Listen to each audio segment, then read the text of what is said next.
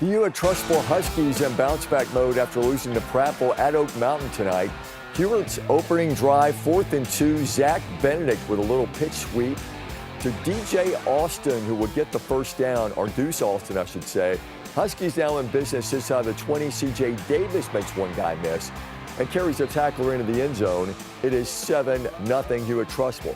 Now Benedict flushed out of the pocket, scrambling, scans the field, finds Dylan Cope wide open in the zone, and he gets pushed out near the 10. And now the direct snap to Christopher Davis at Oak Mountain gets a big 4th down stop inside the 2-yard line. Second quarter, John Vaccarella throws the ball short. It's caught on the sideline by Boston Brewer. Eagles get on the board with a 5-yard touchdown run by Marty Myricks, and that tied it at 7. And then James Kelly will put the Huskies back on top with 3 to go before the half to make it 16-7 Hewitt-Trussville, and Hewitt-Trussville wins at 36-21 the final. Well, the Friday Night Rivals game of the week was a no-brainer. Anytime you can put Thompson and Hoover on TV, you should. Tonight's meeting at the Met. A win, and second-ranked Thompson wins the region title. The Hoover Bucks fighting for their playoff lives. Hoover marching right down the field. C.J. Cowley tight ropes the sidelines. Bucks go on top 7-0. But Thompson goes fast too. First drive, Trent Seaborn, 13 yards up the middle to tie it at 7. Second quarter, Thompson down 10-7. And Seaborn going up top to Darian Mosley. And the Warriors go up 14-10. But Hoover's got that big playability too. Down 16-10. Caleb Freeman, the 53-yard touchdown pass to Jeremiah Tabb. Bucks led 20-16 at the half. Second half, 27-23 Hoover. Seaborn is going to roll left. 9 minutes to go in the game. And a battle for the football, and Price Lewis is going to come up with it. Take a look at the replay. Fighting for the ball, getting the touchdown. Thompson goes up 30-27. All right, it's tied at 30. Here's James Bryant, 55-yard field goal. Here's the call. The kick is up, and it is. It's gone! 55-yard field goal. James Bryant, the hero, and Hoover wins a magical game at the Met, 33-30. Yeah, that deserves a backflip over the Thompson Warriors. Back and forth. Guys did a great job all night. Give credit to Thompson, but we knew it was going to be a tough one. We came out here with a little bit of adversity. We started out hot, which we knew we needed to. So can't say enough about the team and this guy. Yeah, there's the kicker right there, James Bryant, who gets the game-winning field goal, a 55-yarder. So which 4 teams from Region 3 will be in the playoff field? When the night began, Thompson was the only lock. There were 4 teams tied at 3-2. Hewitt-Trussville, who won tonight. Hoover, who won tonight. Prattville and Vestavia Hills. Vestavia Hills host the Bucks next week. The Rebels at winless Tuscaloosa County tonight. First play from scrimmage for the Rebels, and Luke Stubbs will take the handoff around the left side. He will break a tackle, make another man miss, turns on the Jets, and there he goes, 65 yards to the house. Vestavia up early, 7-0. Rebels get it back after a 3-and-out. Price Lemaster will drop back, find Noah Boylan for the easy pitch and catch to get them within striking distance. Vestavia inside the 5. Lemaster calls his own number, takes it in. 14-0 Rebels. Long night for County High. This time Lemaster heads off to Boylan, who runs through the Cats defense for yet another Vestavia touchdown. And then how about one more for good measure? Boylan will again get the carry in for another score. It's 28-0 after the first quarter in Northport, and Vestavia Hills winning easily tonight. You know, when the leaves start turning and turning loose, seems like that's when the intensity level changes too on the field. Tonight, 10th-ranked Homewood and 5th-ranked Parker battled for the 6A Region 5 championship. The Patriots well rested after a bye week, but they were playing in the Herd's house, and the Pats came out firing on all cylinders. Quarterback Caleb Carson, nice little run, for a 7-0 lead. And then following a Parker turnover, Ben Bergeson calls for the deep shot. Carson showing off the arm. It's caught by Tamon Felton. 2 possessions, 2 touchdowns. Homewood up 14-0. Homewood still not done. First play of the second, Carson again. With his legs, 21-0, the Patriots would lead, but Parker wouldn't back down. They had the Pats backed up inside their own 5. Carson is going backwards, fumbles. Anthony Craig jumps on the loose ball. Parker's on the board is 21-7 Homewood. Under 2 minutes to play in the half, Dylan Reese going for the pylon. Kentrell Davis with a great catch at the 2. Now they're in the Wildcat. Jeremiah Jackson goes in from 2 yards out. 21-13 Homewood at the break. Second half, Parker wasting no time getting this game tied. Reese pulls the trigger, hits Jacoby Quates, and the senior is gone. All of a sudden, tied at 21. Homewood coming right back. Hayes DeCortis diving for the pylon. Homewood up 28-21. Now down a score in the 4th. Parker backed up. Isaiah Miles with the score.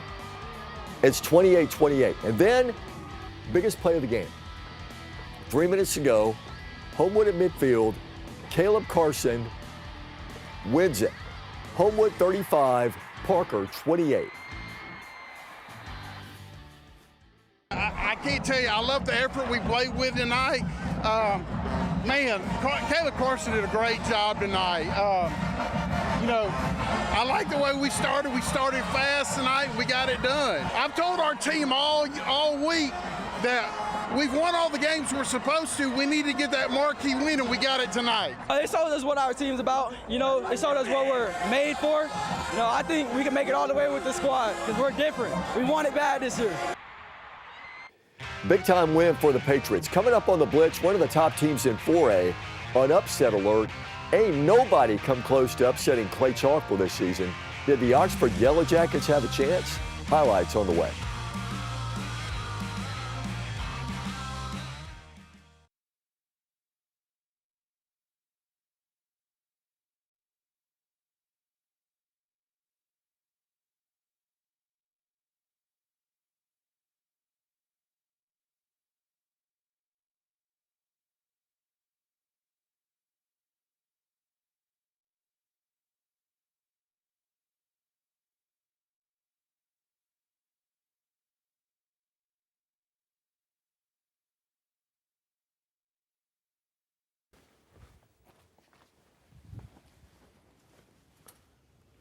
Yeah, that one's dead.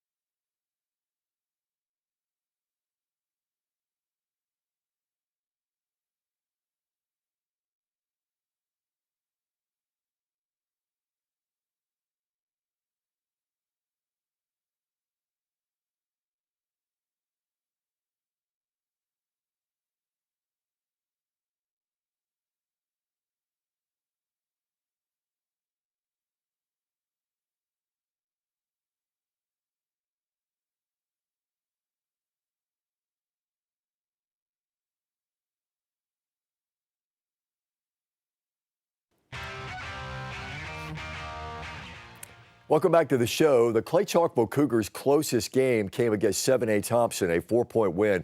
The other opponents, they've crushed. 360-45, the margin of victory. Tonight it was Oxford's turn to play the Cougars in 6A Region 6. Last year, this was a game Oxford won, 21-10 at Oxford. Different story tonight. Joshua Woods,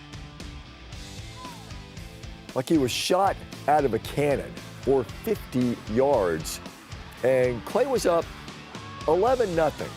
So Oxford staying within striking distance. Now, here comes Clay-Chalkville kicking off. And Clay's got some players. Joseph Del Toro, the kicker, look at this, will jar the ball loose. And Clay-Chalkville recovers. Aaron Robertson falls on it. Aaron Robinson. And then Aaron Fry, after they uncover the pile,